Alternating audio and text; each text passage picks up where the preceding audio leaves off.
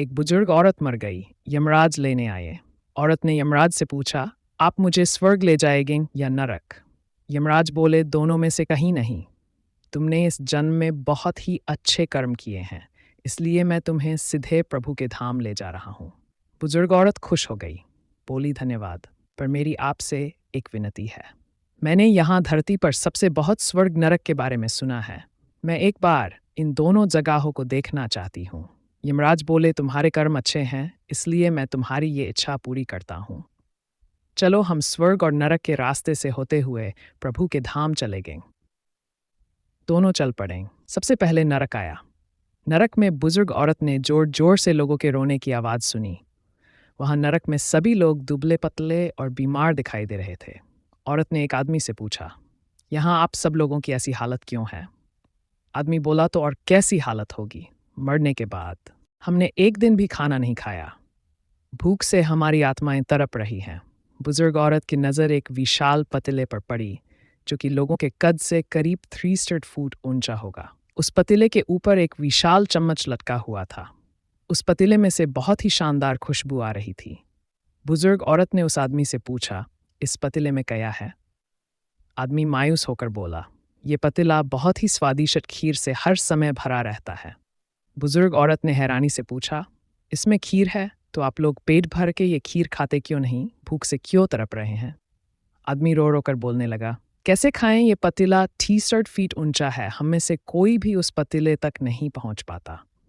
बुजुर्ग औरत को उन पर तरस आ गया। सोचने लगी, बेचारे खीर का पतीला होते हुए भी भूख से बेहाल हैं। शायद ईश्वर ने इन्हें ये ही दंड दिया होगा। यमराज बुजुर्ग औरत से बोले, चलो हमें देर हो रही है। दोनों चल पड़े। कुछ दूर चलने पर स्वर्ग आया। वहां पर बुजुर्ग औरत को सबकी हंसने खिलखिलाने की आवाज़ सुनाई दी। सब लोग बहुत खुश दिखाई दे रहे थे। उनको खुश देखकर बुजुर्ग औरत भी बहुत खुश हो गई। पर वहां स्वर्ग में भी बुजुर्ग औरत की नज़र वैसे ही 300 फुट ऊंचे पतीले पर पड़ी जैसा नरक में था। उसके ऊपर भी वैसा ही चम्मच लटका हुआ था। बुजुर्ग औरत ने वहां लोगों से पूछा, इस पतीले में क्या है?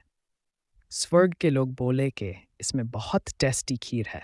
बुजुर्ग औरत हैरान हो गई, उनसे बोली, पर यह पतीला तो 300 फीट ऊंचा है, आप लोग तो इस तक पहुंच ही नहीं पाते होगे। उस हिसाब से तो आप लोगों को खाना मिलता ही नहीं होगा, आप लोग भूख से बेहाल हो गए। पर मुझे तो आप सभी इतने खुश लग रहे हो। ऐसे कैसे? लोग बोले, हम तो सभी लोग इस पतीले में से पेट भर के खीर खाते हैं। औरत बोली, पर कैसे? पतीला तो बहुत ऊंचा है। लोग बोले, तो क्या हो गया, पतीला ऊंचा है तो यहाँ पर कितने सारे पेड़ हैं। ईश्वर ने ये पेड़ पौधे, नदी, झरने हम मनुष्यों के उपयोग के लिए तो बनाई हैं। हमने इन पेड़ों की लकड़ी ली, उसको काटा, फिर लकड़ियों के टुकड़ों को जोड़ के विशाल सीढ़ी का निर्माण किया। उस लकड़ी की सीढ़ी के सहारे हम पतीले तक पहुंचते हैं और सब मिलकर खीर का आनंद लेते हैं। बुजुर्ग औरत यमराज की तरफ देखने लगी। यमराज मुस्कुराए, बोले, ईश्वर ने स्वर्ग और नरक मनुष्यों के हाथों में ही सौंप रखा है। चाहें तो अपने लिए नरक बना लें, चाहे तो अपने लिए स्वर्ग। ईश्वर ने सबको एक समान हालातों में डाला है, उसके लिए उसके सभी बच्चे एक समान हैं। वो किसी से भेदभाव नहीं करता। वहाँ नरक में भी पेड़ पौधे सब थे, पर वो लोग खुद ही आलसी हैं। उन्हें खीर हाथ में चाहिए। वो कोई कर्म नहीं करना चाहते, कोई मेहनत नहीं करना चाहते, इसलिए भूख से बेहाल हैं कयो किंग। यही तो ईश्वर की बनाई इस दुनिया का नियम है, जो कर्म करेगा